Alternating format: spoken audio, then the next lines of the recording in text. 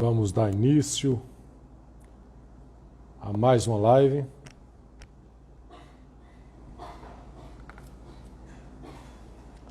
Aguardando. Seja bem-vindo, Ozanito, meu amigo, psicanalista de informação, lá de Canidé de São Francisco. Abraço, Poliana. Abraço, Anete. Abraço a todos os nossos alunos lá do Canidé de São Francisco. Cleiciane. Rafaela Bezerra, seja bem-vinda.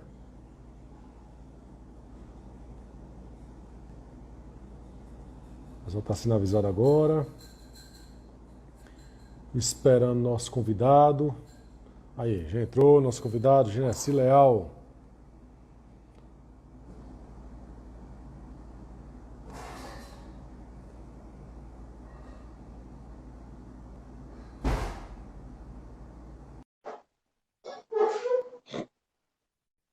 Sejam todos muito bem-vindos. Espero que todos estejam escutando bem. Se houver algum problema no áudio, nos avise. Certo. Certo. Estou ouvindo bem, sim. Boa noite. Boa noite, doutor. Tudo bem? Tudo bem, sim. Nessa correria de início de ano, quase não nos falamos, né? Feliz ano novo. Para você também. Com um mês de atraso, né? Mas eu emendei diretamente com o trabalho lá da secretaria e tudo é muito difícil, né? O começo. Imagina. Então, esse é o problema. A gente não se encontrou mais, não discutiu mais, mas estamos aqui hoje, né? Com essa missão de poder discutir aí conversar sobre saúde mental sempre, né? Dentro desse janeiro branco que termina amanhã, mas a saúde mental deve ter sempre uma continuidade. Ela não pode ser apenas trabalhada em apenas um mês. Ela precisa ser trabalhada todos os dias, sempre na vida. Muito bem, vamos mandar nossos recadinhos rápido, tá certo? Para aquelas pessoas que sempre nos apoiam, né? E instituições que sempre nos dão força, e a gente sabe que isso é muito importante. A KRV, nossa amiga Kilma é daí da Pedra também, viu? Kilma faz financiamentos aqui, né? Então sempre nos dá um apoio, compartilhando nossas coisas. A RSP Espaço Gourmet, de Royce, a Graduar Consultoria, que agora a Graduar Consultoria está sob nova direção, viu? Valéria Patriota, quem está cuidando da Graduar Consultoria. E está se aposentando também, né? Tem a oportunidade e vai se aposentando e trabalhando em outra coisa, né? Não pode parar. É verdade. Deixa para parar depois que morrer. A Graduar Caderneta e também ao CEPEM, ao Centro de Estudo Psicanalítico do Nordeste, instituição que eu faço parte, e também Genesi também faz parte. E já que estamos com as canecas do CEPEM, aproveita e manda um abraço para a Celivânia, que daí da Pedra também, que é que faz as canecas do CEPEM. Então, um abraço aí, Celivânia, estudante de História, né, bem dinâmica aí na cidade também. Eu costumo dizer que ela vende de tudo, né? De canecas, a camisa, a qualquer coisa ela está vendendo, tá certo? Pesqueira, nossos estudantes, que amanhã quem estará com o seminário em Pesqueira é o doutor Genesi, não é isso? Exatamente. Para falar sobre a clínica das perversões. Então, abraço a nossos alunos aí de Pesqueira, e a Eduardo, que é nosso coordenador local, né, regional. Também Canidé de São Francisco, na pessoa de Poliana Araújo, também que coordena a área lá do Canidé de São Francisco. E também a segunda turma em Patos, que está se formando, doutor. Veja só, Patos, nós fomos para lá, ninguém nem acreditava que Patos era possível fazer uma situação dessa. Formamos uma turma, e agora essa turma já organizou uma segunda turma em Patos, que deve começar agora em fevereiro, março, que vai começar em março. Então, prova que as pessoas querem psicanálise, as pessoas precisam estudar psicanálise, né? E o nosso coordenador em Patos é o padre Adailto Pedro. Então, um abraço, para o padre Adailto Pedro, e também uma turma que vai está se formando lá em Imaculada. Imaculada é uma cidade Na Paraíba. central, isso, na Paraíba, uma cidade central que tem várias outras pequenas cidades ao redor, inclusive fazendo divisa com Pernambuco, né, que São José do Egito fica próximo também, e já estão organizando a turma lá, já tem uma boa quantidade de matriculados. Nós não fizemos nem o bannerzinho ainda para mandar, nem a divulgação. E já está com um bom número de matriculados. Só fizemos abrir a matrícula domingo no site e já está com um bom número. É o padre Washington e Rafael Sidney. Então, abraço ao padre Washington e a Rafael, grande hipnólogo também, e agora psicanalista, né? E agora psicanalista, que eu gosto disso. Quer ser hipnólogo? É hipnólogo, mas se especialize em conhecimento humano, né? Muito bem. E agora, com certeza, ele será um hipnólogo muito melhor e muito superior a muitos outros hipnólogos, não é verdade? Pronto. Com certeza. Quero mandar o meu abraço também para todos os psicanalistas, as psicanalistas, e quem lida também com a saúde mental, que nos assiste nesse momento, né?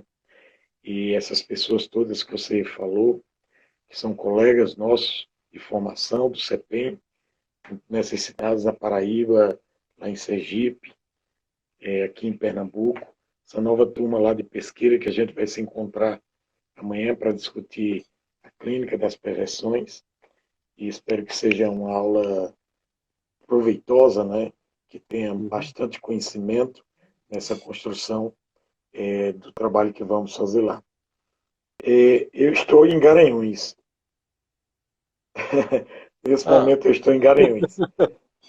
Então, eu trabalhei lá, terminei o expediente e às 18 horas eu voltei para Garanhuns, porque eu estou dividido entre Garanhuns e a Pedra, e Arco Verde, e Caruaru, está uma misturada, está uma coisa assim muito correndo até se organizar tudo, né? Até se organizar, exatamente. Eu estou tentando me organizar, até porque também vou dar continuidade ao curso de psicologia aqui em Garanhuns, na UPE, e terminei de fazer a matrícula agora no 9º período, que parou em março do ano passado, por conta da pandemia, e eu vou dar continuidade de forma remota para tentar terminar o que deveria ter terminado em dezembro de 2020. Mas faz parte da vida, estamos vivos, estamos bem, estamos cuidando da saúde mental, e queremos dar essa continuidade, mesmo com essa correria, com essa divisão. Muito bem. Vamos começar então o nosso bate-papo. Nossos recados já foram dados, o Instagram já avisou, muitos aí já estão nos acompanhando. Só avisando que em fevereiro teremos somente uma live. Nós estamos tendo nesse mês de janeiro agora quase 2 por semana, mas em fevereiro teremos somente uma por semana, na sexta-feira, com o tema superação. Você vai ver pessoas convidadas aqui que superaram a depressão, que superaram a ansiedade, que superaram a Covid, foram internados e tiveram no respirador, né, aqui dali, tudo, e conseguiram superar, escolher a vida, né, de buscar força, seja lá onde for, e conseguiram superar muita coisa. Bem, vamos fazer uma pergunta que é um tanto psicanalítica, mas também é filosófica, tá certo? Mas que eu faço a todos os nossos convidados. Quem é Genesi Leal? Não vai escrever um livro, não. Não, eu tenho até dificuldade de falar de mim mesmo, porque essa dimensão do self, né? Do meu self, quem sou eu? Então, como é que eu me vejo? Como é que o outro me vê? Como é que eu me sinto? Então, quem é Genesi? Genesi antes de tudo, é uma pessoa humana, um ser humano que tem a sensibilidade do humano. E isso é que nos move na vida. Mas, profissionalmente, antes de mais nada, eu sou da educação, sou professor de formação em História, assim como você, e adentrei pela educação, e depois é que eu conheci a psicanálise, que era um desejo muito anterior da psicanálise, da psicologia, e hoje me divido entre a psicologia e a educação. Então esse é o trabalho permanente. Eu sou pai, sou avô, já sou avô, né? Nasceu meu primeiro neto aí, agora no Parabéns. mês de dezembro, Gutenberg, meu primeiro neto. Tenho 4 filhos, tenho uma relação fantástica com 3 filhos e uma filha. Tenho toda essa perspectiva de ser também um esperançoso, um sonhador, aquele que acredita na vida, aquele que tem esperança, aquele que pensa que o mundo pode ser melhor cada vez mais. Então esse sou eu, resumidamente. Já assim, a segunda pergunta que eu ia fazer, você já entrou um pouco também, antes da gente falar diretamente sobre saúde mental, é como surgiu o seu interesse pela psicanálise. Eu não, outros psicanalistas têm uma teoria a respeito das profissões e por que nós as escolhemos, né? Então, de certa maneira, o que foi que levou você à psicanálise? Eu acho que é interessante falar que nada acontece por acaso. Eu acho que tudo tem uma história e acho que a psicanálise também nos encaminha para isso.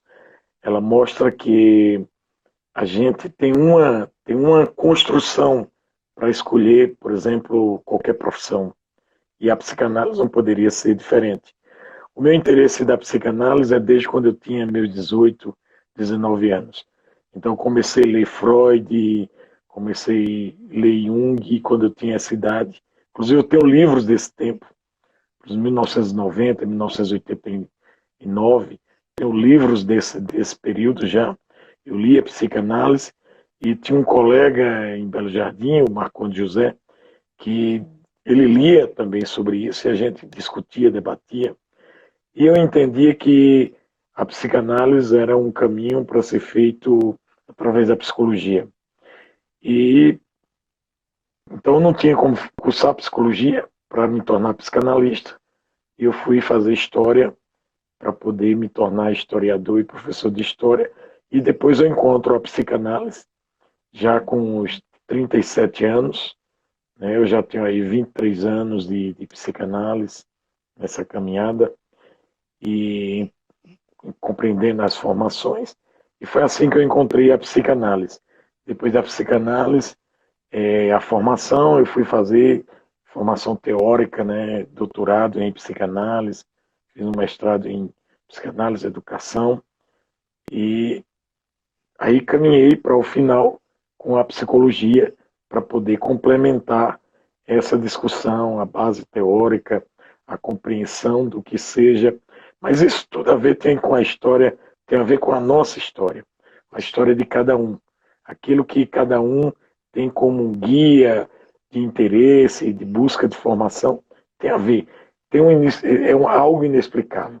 É algo que é inconsciente, eu diria, trazendo a teoria freudiana, o inconsciente que vai determinando isso, a partir do processo de formação histórico, pessoal, existencial, das relações familiares, dos traumas que a gente pode ter vivido, das nossas neuroses. Eu acredito que isso tenha me destinado, tenha me jogado, tenha me encaminhado nessa perspectiva de conhecer a psicanálise. E a psicanálise, eu digo que ela me salvou. A psicanálise me salvou. Você falando isso aqui, eu me lembro que o primeiro livro sobre Freud, primeiro livro não, primeira revista, não foi nem um livro, foi uma revista que eu li, eu era adolescente ainda, e era uma coleção de 6 revistas, 7 revistas, que era a revista Ego, e tinha umas capas, não sei se você teve a oportunidade de ver essa revista. Não. A revista Ego tinha aquelas capas, aquelas pinturas de homens voando com guarda-chuvas, né, aquela questão dos sonhos, e eu comecei a me encantar, né. Infelizmente, na região e nas possibilidades, como você falou, a questão histórica, cultural que a pessoa está, infelizmente não se podia. Então fui fazer também história, que é alguma coisa presente, que depois eu descobri que minha paixão não era história, fiz história. Minha paixão era filosofia. Pois é, você vai se encontrando, né? E psicanálise, né? Então, mas é muito fantástico isso aí que você está fazendo. De repente a gente pode fazer até uma live depois só profissões. Tem toda uma relação sobre isso, porque se você pega o historiador Peter Gay, que é também um psicanalista, quer dizer, ele vai escrever muita coisa trazendo a psicanálise e vai trazer, e Freud vai buscar na filosofia toda a base da psicanálise para poder, apesar da formação dele da neurologia, da psiquiatria como médico, mas ele vai buscar na filosofia. Ele vai o tempo inteiro se aproximar e se distanciar da filosofia para poder construir esse arcabouço teórico a partir da clínica, que é a psicanálise, né? Então você está no caminho certo. Você falou isso aí, não tem planejado, isso é por acaso, está aqui mesmo, está aqui. A coleção de História da Filosofia de Giovanni Reale, no último exemplar, volume 7, tá, de Freud à atualidade. História da filosofia. Exato. Então você pega a sociologia Freud, e você pega em filosofia. Freud vai aparecer na história da filosofia. Você pega o livro O Mundo de Sofia, então, que é uma obra didática, filosofia didática, sobre a história da filosofia. Está lá Freud como filósofo, embora ele se distanciasse, porque seria criar mais uma filosofia, se assim fosse, e a psicanálise não é a filosofia, né? Tem toda essa aproximação e um distanciamento o tempo inteiro, mas não é uma filosofia. Muito bem, a gente já abriu, na verdade, uma possibilidade de, lá no mês de março, a gente fazer alguma coisa a respeito de profissões, né, o inconsciente e as profissões, né? Alguma coisa nesse sentido. Essa discussão. Mas vamos lá, o que é saúde mental? Então, a saúde mental, a gente precisa pensar ela muito ligada à própria existência, à própria vida, à energia vital. Então, diz do que é a saúde mental. Por exemplo, nós não podemos estar bem, e aí eu acho que a pandemia trouxe muito bem essa questão do isolamento, da falta dos afetos, da falta da convivência permanente, como era antes, né, do diálogo, ou de uma aproximação muito grande dos familiares. Esse também processo inverso tem gerado desequilíbrios na saúde mental. Então, a saúde mental, poderíamos dizer que é um completo bem-estar de vida, de existência, de afeto, de relações. E podemos observar que todas as vezes que temos alterações no modo de viver, no modo de pensar e estar no mundo, de se relacionar, de como é que eu estou no mundo, como eu enfrento esse mundo, como eu me coloco nele, inclusive na relação com o outro, eu adoeço, e o que é chamado de adoecimento mental. Quando a gente vê todo esse processo de perturbação psíquica, que a psicanálise trabalhou tão bem, como as neuroses, as próprias psicoses, as perversões, vamos entendendo que ali tem uma alteração mental, que é uma alteração psíquica. Então o mental é muito para além do que é fisiológico. Embora o fisiológico esteja presente, como quando a gente tem uma depressão, uma ansiedade, um transtorno do pânico e qualquer outro transtorno classificado pela psiquiatria, nós temos aí exatamente uma alteração fisiológica, mas ela é desenvolvida a partir de algum gatilho que diz respeito ao nosso cotidiano, ao modo de viver e estar no mundo. Podemos ver que as questões sociais, por exemplo, alteram o nosso modo de saúde mental. As pessoas, como elas moram, onde moram, o tipo de sobrevivência que tem. Por exemplo, se a gente pega relações de etnia, tudo isso altera com os processos de discriminação, altera o estado de saúde mental. Se a gente pega, por exemplo, as populações mais pobres, as populações negras, afrodescendentes, a gente tem aí uma incidência maior de adoecimento mental, porque essa vida histórica, social, cultural, tem uma incidência direta com a questão da saúde mental. Ou seja, o psíquico ele é construído nessa relação com o mundo, com a cultura, com o outro. Então isso vai dizer do que é a saúde mental de cada um. Então a gente pode dizer que a saúde mental é essa busca desse equilíbrio o tempo inteiro, e aí a gente coloca que a saúde mental ela tem que ser mantida nas perspectivas de uma prevenção, de uma promoção, e por último é que vem a intervenção. Que é bom que a gente não chegue lá. Quando a gente fala do modo como as pessoas vivem e buscam, vamos dizer, se harmonizar, a gente está falando de prevenção de saúde mental. Quando a gente fala de determinadas atividades, orientações, palestras, ambientes não perturbados, a gente está falando de promoção de saúde mental. Agora, quando tudo está alterado, aí tem que se fazer uma intervenção. A psicoterapia, o atendimento psiquiátrico, já entra muito mais nessa questão. Mas dizer, fazer psicoterapia, fazer análise, é uma prevenção e promoção da saúde mental. Isso. E devemos fazer sempre. Todos precisamos. Freud dizia, falando a respeito de seus professores e falando a respeito da educação, né?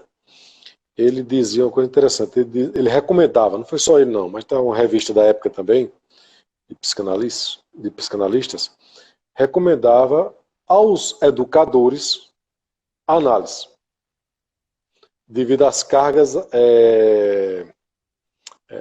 emocionais, afetivas, os afetos na sala de aula, no ambiente de trabalho. E eu até brincando, eu dizia, olha meu filho, passou no concurso, procura um psicanalista. Exagera, não espere não.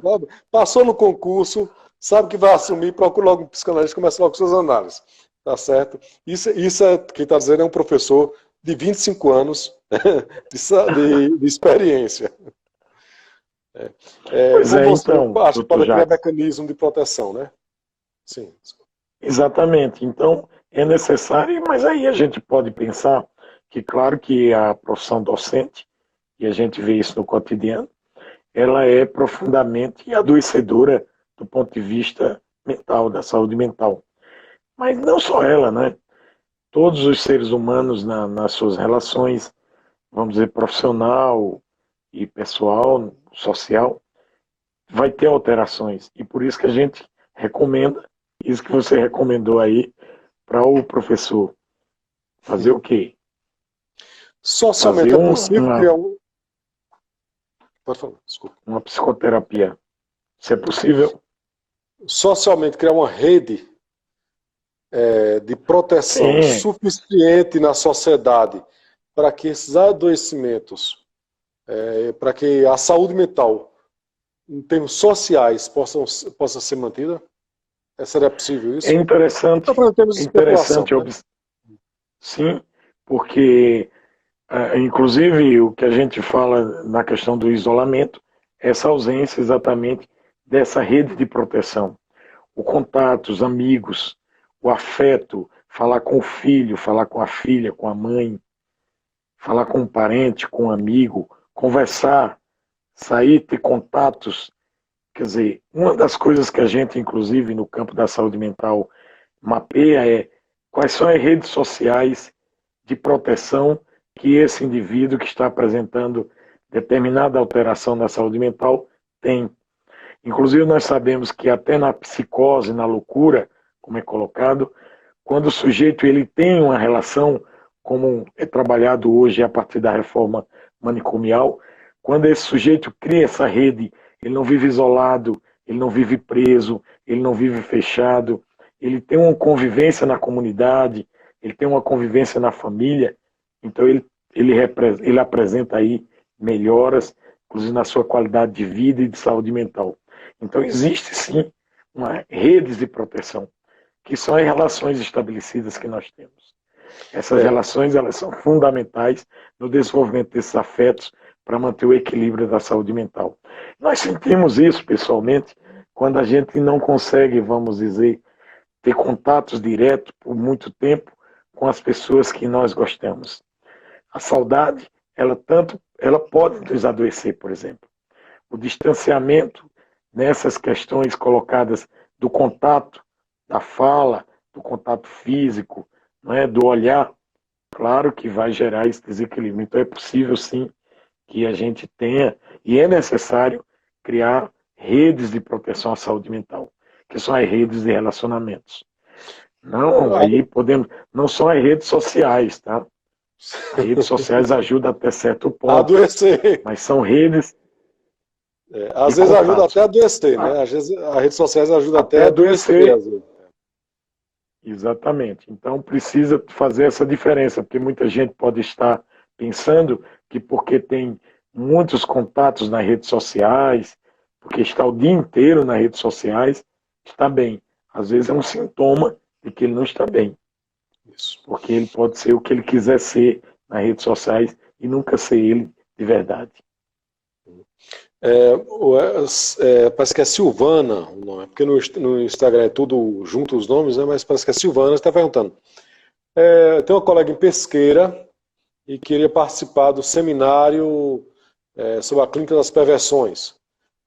Eu acho que sim. Nós estamos com matrículas abertas Claro. até amanhã. Até amanhã, que é o terceiro seminário. Então, até amanhã tem tempo de entrar. Então, vá lá, participe. Gostou? Faça sua matrícula. Tá certo? Chame outros colegas também para participar. Tá certo? E seja bem-vindo. Né? O CEPEM abraça. Exatamente. Abraço a todos. Inclusive, o CEPEM se orgulha. Eu dizia, gente, que nos últimas 2 semanas, as 4 últimas entrevistas, por acaso, foi coincidência mesmo, foram todos credenciados ao CEPEM. Né? Todos credenciados ao CEPEM. E nós nos orgulhamos dos nossos quadros. Nos orgulhamos tanto que nós temos pessoas de Pernambuco e nós temos até do Piauí, que a gente falou da Paraíba, Pernambuco, Sergipe, não foi? E esquecemos de falar Sim. do Piauí, onde tem um grupo de psicanalistas que estão se credenciando ao CEPEM. E isso é um motivo de orgulho, porque estão reconhecendo a importância, né, da produção, inclusive produção intelectual dos nossos membros. Fala em produção intelectual, eu acho que esse mês de fevereiro agora está saindo o livro A Sociedade no Divã. Né? E alguns psicanalistas já disseram que já está preparando artigos para o próximo. Eu disse, deixa sair e vender. Que bom. Mas muito vamos bom, fazer, né? Aproveitando aí. Muito bem. Muito bom. Sobre essa questão da saúde mental, e a gente puxou das redes sociais, e a gente comentou aqui dos riscos também das redes sociais. Tanto Bauman quanto outros pesquisadores também, outros sociólogos, fala que a rede social promove um encontro virtual e um distanciamento e uma intolerância também pessoal. Quer dizer, o cara não consegue conversar na praça. Não consegue conversar na praça. Mas passa o dia todo nas suas redes sociais com seus milhares e milhares de amigos. Lembrando, observação que eu não sou contra redes sociais, eu uso redes sociais, gosto de redes sociais, mas não deixo de tomar meu vinho com meus amigos, com um bom queijo, né? que é essencial, né? Uma boa conversa. Com certeza, mesmo nesse período de pandemia, de isolamento social, a gente precisa, com as medidas de biossegurança, manter esses contatos pessoais para poder a gente manter a saúde mental. Essas aberturas que houveram no final do ano passado, né, isso aumentou muito o contágio, porque nós não temos uma disciplina para poder manter as orientações, mas assim, em termos de saúde mental. Porque se a gente observar, por exemplo, tem uma previsão da Organização Mundial de Saúde, já baseado onde aconteceu primeiro as contaminações, claro, o mundo inteiro voltou, que vai acontecendo um processo de adoecimento mental de 1/3 a 50% da população que não tinha problemas de saúde mental. Não é os que tinham, os que não tinham. E esses problemas tendem a se agravar. Tanto que tem orientação da Organização Mundial de Saúde aos gestores para que possam ampliar os equipamentos de saúde mental para garantir assim o atendimento da população. o próprio Covid também está gerando, e aí já tem vários estudos mostrando como consequências, problemas de saúde mental, transtornos que a pessoa não tinha, em decorrência das pessoas que foram contaminadas, consequências do Covid. Não são todas as pessoas, mas um número considerável de pessoas. E outros que não foram contaminados, mas que devido aos períodos de isolamento, desenvolveram determinadas tendências que não conheciam, mas existiam neles. Como dizia Lacan, sempre existe uma fratura no sujeito que se revela no momento de crise, de pânico. Né? Freud traz isso também quando vai trabalhar com os soldados que saíram da Segunda Guerra Mundial, que voltaram, quando vai trazer a questão do trauma, né, como uma tentativa de repetição, que hoje é o transtorno de pânico, classificado pelo DSM-5. E a gente vê isso muito característico no pós-pandemia, como sendo consequência disso, como aconteceu também nas guerras.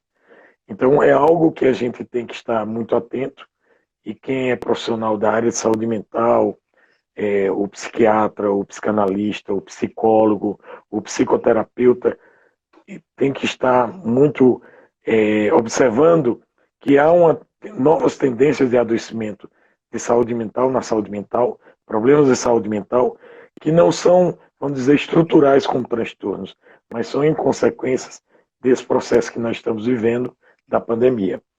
E isso precisa estar sendo muito atento para poder a gente tratar melhor, cuidar melhor, encaminhar melhor do ponto de vista psicoterapêutico, do ponto de vista mesmo psiquiátrico, para quem trabalha no campo da saúde mental com a psiquiatria, e muitas outras coisas vão surgir aí, novos transtornos nesse campo da saúde mental, com certeza pós-pandemia. Ou seja, será um novo mundo em tudo que vamos estar vivendo. Infelizmente, estamos nos reinventando até nisso. Numa sociedade que é tudo automático e que quase todos os sofrimentos, até os sofrimentos naturais dos seres humanos, deseja ser resolvido com a pílula, onde a pessoa vai procurar um psicanalista e a primeira pergunta que faz: quantas sessões para resolver meu problema? E a gente tem que explicar que não é assim que funciona, né? Tudo é empacotado. Vai lá e diz: olha, para o psiquiatra diz: eu estou triste porque meu pai morreu, porque minha mãe morreu, porque meu esposo ou minha esposa me abandonou. É normal estar triste, é normal estar de luto por uma situação de perca, né? Normal, esse é o luto. E como é que a psicanálise pode sobreviver no mundo desse? É uma provocação. São perguntas que a gente não tem uma resposta, porque isso vai ser com o tempo. Eu fico pensando, se Freud estivesse vivo, como é que ele estaria encaminhando, vamos dizer, a clínica psicanalítica. É um desafio grande. Por exemplo, eu fechei as clínicas por conta do isolamento. O último dia que eu atendi foi 17 de março de 2020, presencialmente. Fechei a clínica em Caruaru, fechei aqui em Garanhuns e me ausentei totalmente aí em Arco Verde, até hoje, né? Tanto que vocês do CEPEM que agora estão tocando a clínica lá, né? Com maestria, e com certeza vai ser um campo até de escola para o curso de psicanálise fantástico. E passei a fazer um atendimento totalmente online. E aí tem toda uma discussão posta, se isso é análise, se não é análise. Eu só quero dizer que muitos dos elementos que a gente tem do ponto de vista técnico e até do encontro pessoal no atendimento presencial, não temos nesse atendimento online. Mas ajuda as pessoas e funciona. Eu digo que é uma psicoterapia de base analítica. E isso tem, inclusive, feito com que as pessoas continuem. Muita gente, eu continuo atendendo hoje daqueles que eu atendia presencialmente, mas também pessoas novas que eu nunca tive nenhum contato físico. E está funcionando. E isso é o campo da saúde mental hoje. Também fiz algumas formações pela Fiocruz, direcionada para esse campo da saúde mental, esse campo psíquico, para a questão do Covid mesmo, para poder me atualizar nesse momento que estamos vivendo e poder dar suporte aos nossos analisandos, ou clientes, ou pacientes, como se queira chamar, o mundo. Eu chamo analisando. Eu chamo analisando porque é costume. isso, a minha formação psicanalítica me leva a isso. As pessoas outras mudam a linguagem, tudo bem. Mas assim, é um desafio. A saúde mental é um desafio hoje para o profissional da psicanálise, em especial, nesse mundo da pandemia.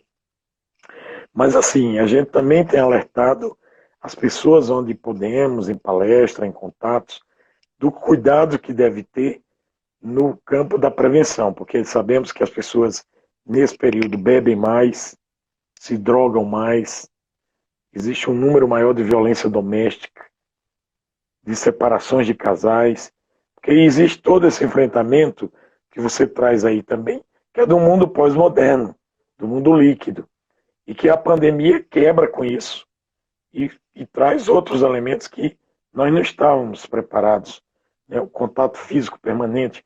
Por exemplo, no campo da educação mudou tudo, e a gente precisa, inclusive, como educador, repensar a vida, por exemplo, das professoras piorou, porque elas agora, além das tarefas domésticas, além dos cuidados com os filhos, além de serem professoras dos próprios filhos, ainda tem que preparar, organizar e dar aula também de forma remota, online.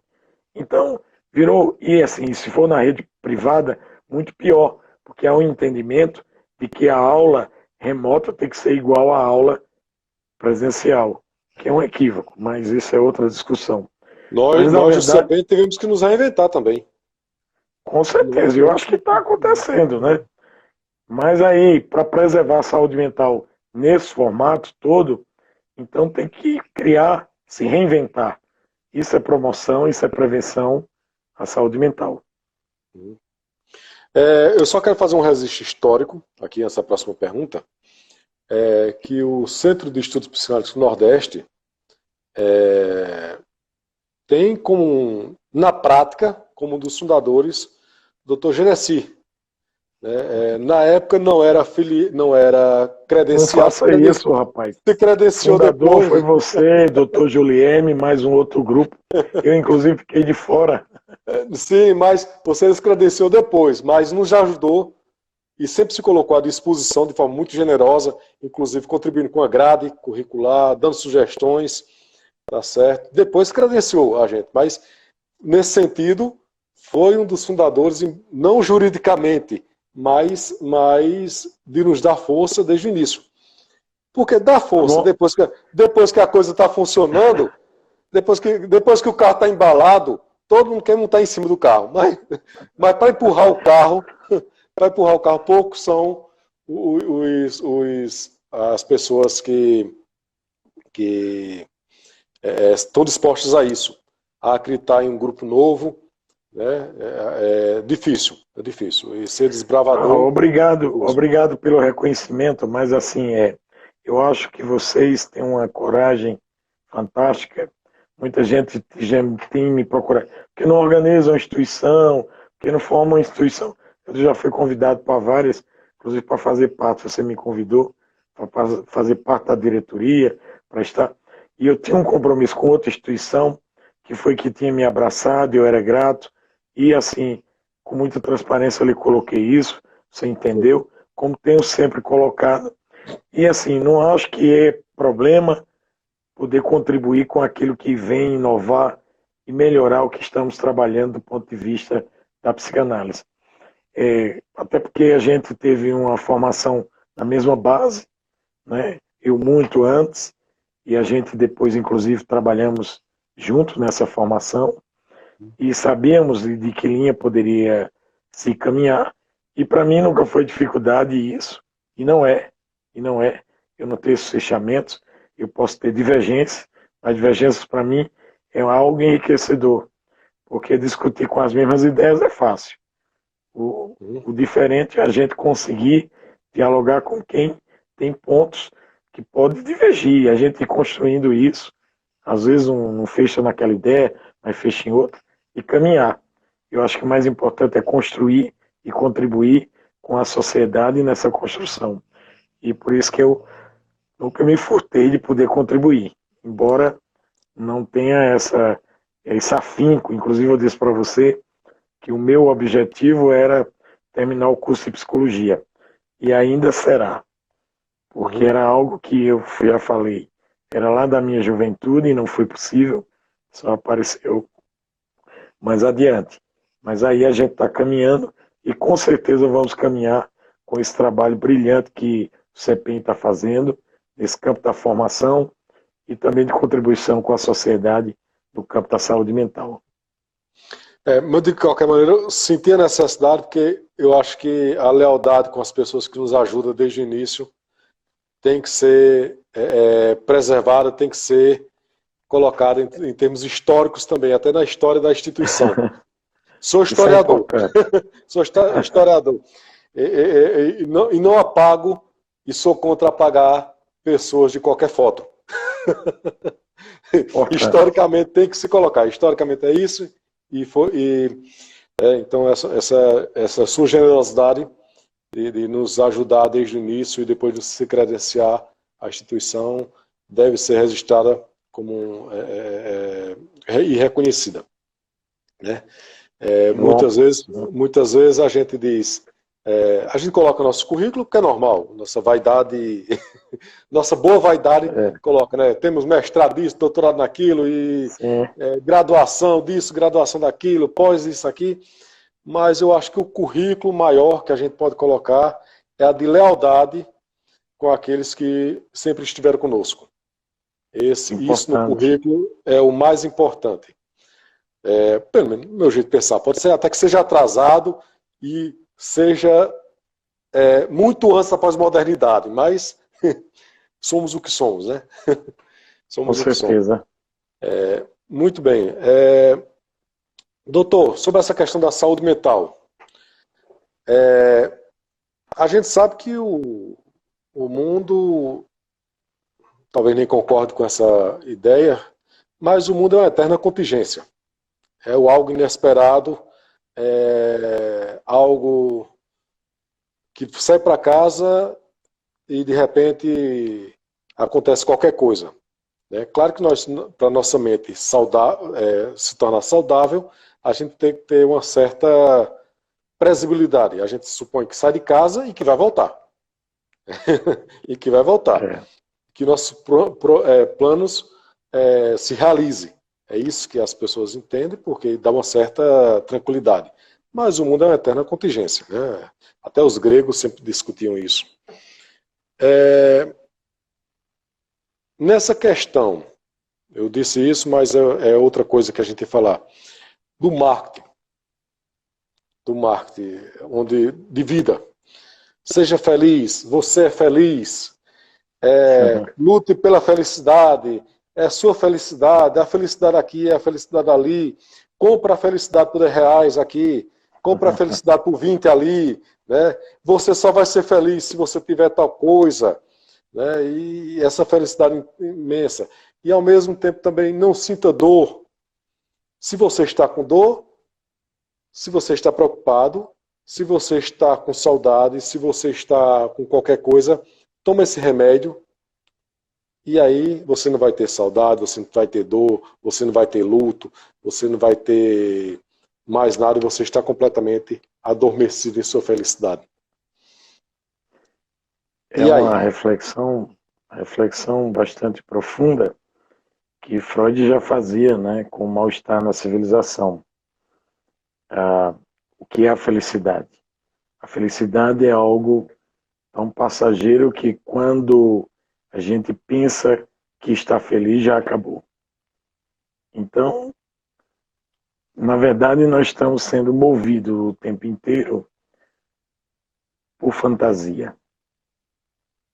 A fantasia é que nos move nesse sentido de acreditar em tudo isso. Ou seja, parece que o próprio mundo que está posto nos dá essa dimensão. Eu compro um carro porque me traz felicidade. Eu tomo remédio para ficar feliz. Eu como determinada coisa para estar feliz. Eu vou a uma determinada festa para me sentir feliz. E no final de tudo, parece que o vazio nunca acaba. Eu não estou dizendo que nós não devemos viver tudo isso. Pelo contrário, tudo isso nos dá essa condição de viver e poder superar alguns momentos, senão nós não aguentaríamos.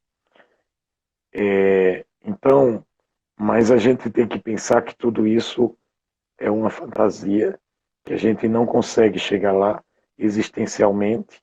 A gente precisa pensar como é que eu estou no mundo, fazendo o quê, para quê, como é que eu me posiciono diante do mundo, como é que eu estou vivendo, como é que vive a minha existência. E isso significa dizer que a gente pode ter momentos que a gente chama de felicidade, mas esses momentos eles são tão passageiros que eles não são aqueles que determinam a própria vida. Agora, é preciso também a gente pensar que cada vez que a gente se coloca nessa posição de que eu eternamente estou buscando a felicidade, eu estou infeliz porque acabou um relacionamento, eu acreditei que aquilo ali seria eterno e não teria fim, e agora eu estou infeliz. Eu estou feliz porque eu comprei um carro, eu estou feliz porque eu tenho um emprego, e você vai ver que na Está essência... cortando, a gente não conseguiu ouvir não, porque cortou o áudio.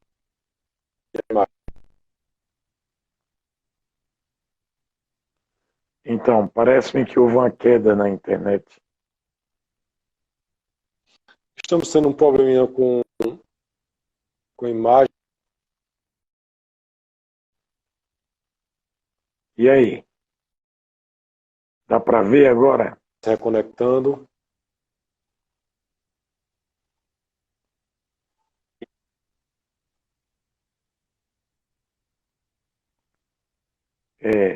Melhorou agora? Melhorou. Bom, Acho que foi então, alguma como eu coisa na internet. dizia, eu acredito que foi uma queda na internet. Como eu falava, então todo esse mundo, como ele está colocado, que parece que é uma busca eterna pela felicidade, e a pós-modernidade, a modernidade líquida, traz exatamente isso, não se configura o que realmente nós vivemos. Então, isso gera adoecimentos, gera desequilíbrios de saúde mental. O tempo inteiro, porque você fica fixado achando que você está tendo um gozo ali, uma felicidade, e na verdade isso não está acontecendo.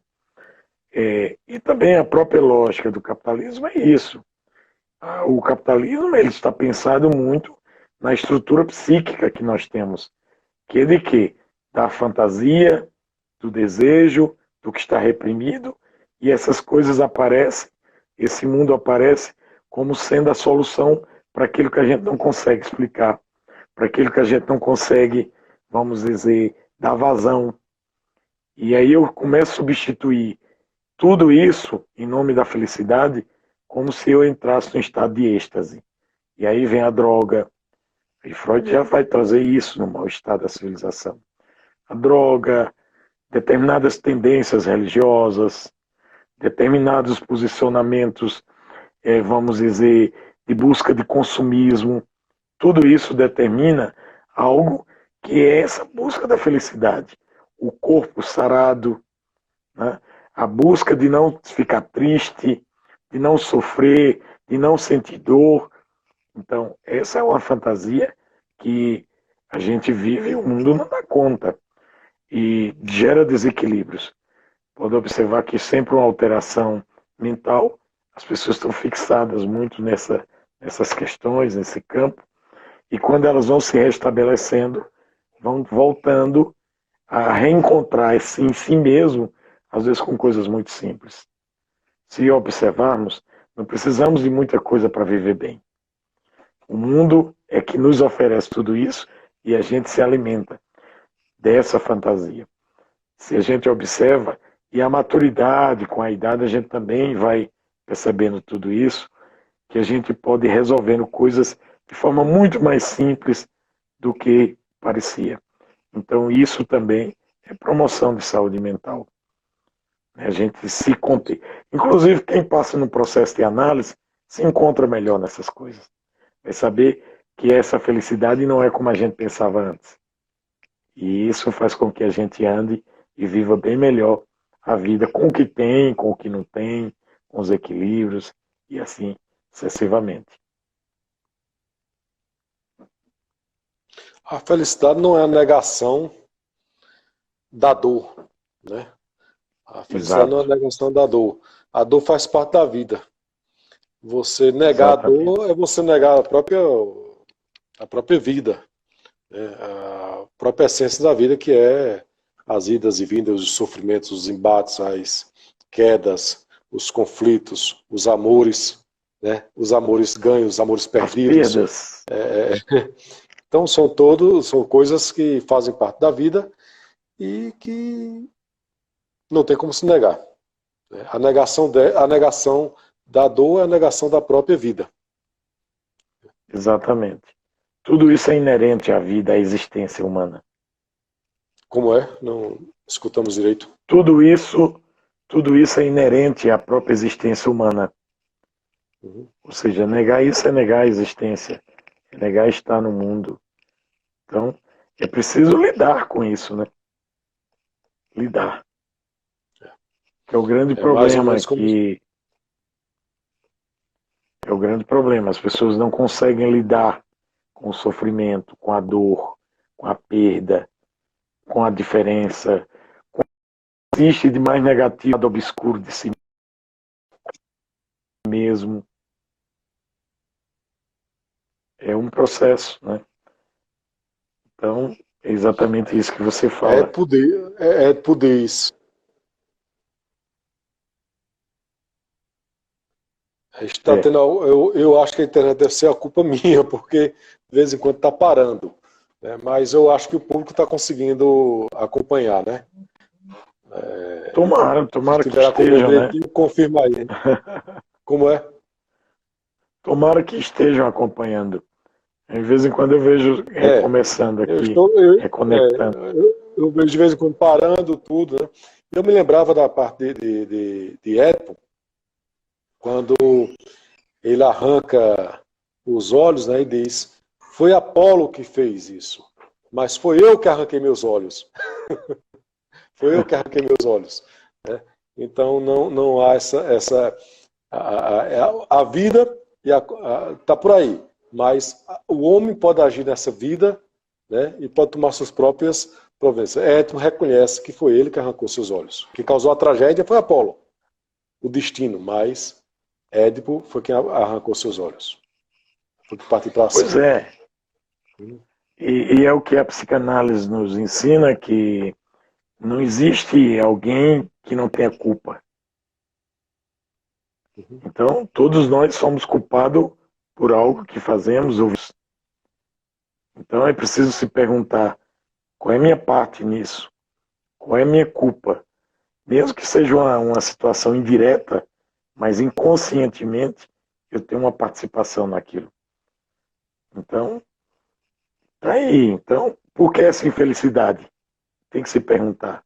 Por que dessa infelicidade? Onde está a minha parte de contribuição para que eu me sinta infeliz? Ou seja, caminha comigo isso. Do mesmo jeito a felicidade. Então não tem como separar e não tem como negar. Então, por que eu sinto essa dor?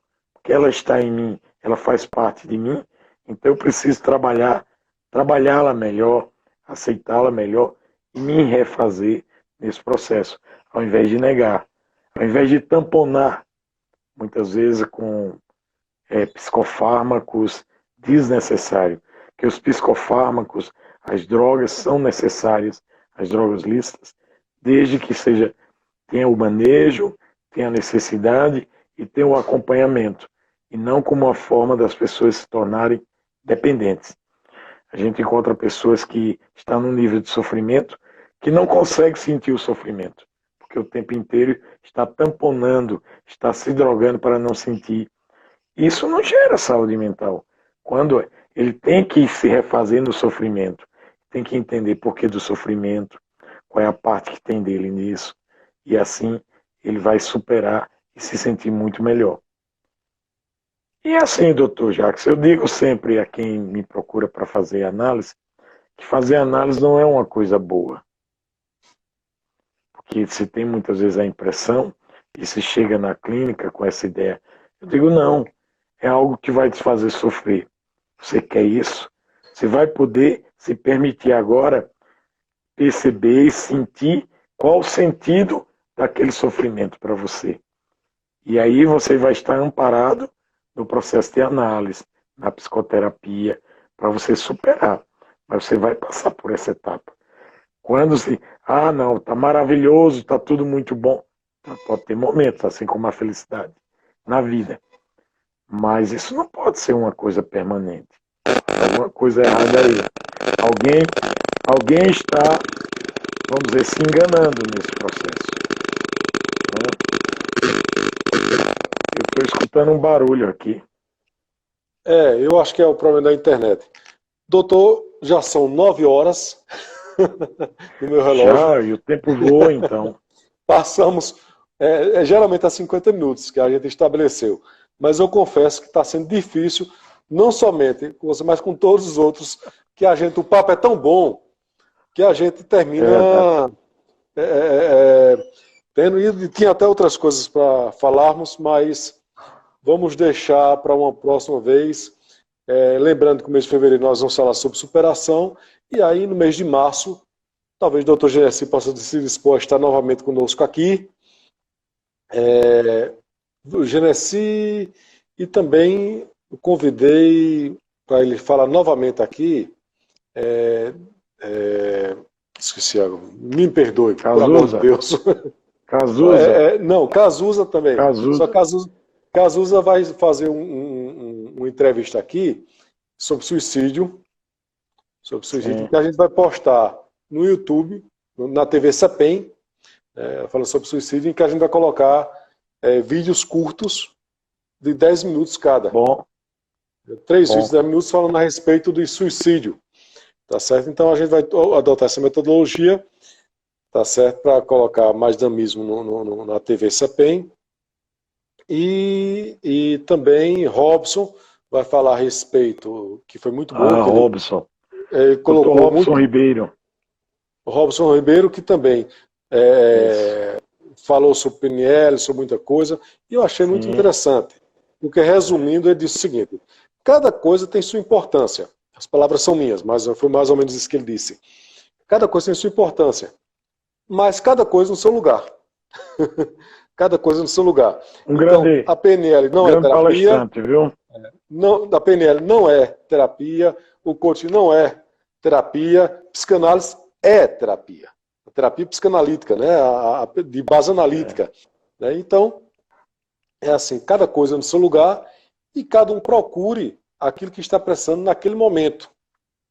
Né? Naquele momento. Sim. E o caminho. Se você quer se conhecer, se você quer mergulhar para saber quem você é de verdade e conhecer essa criatura estranha que está dentro da sua mente, dizendo um monte de coisa a seu respeito, a psicanálise.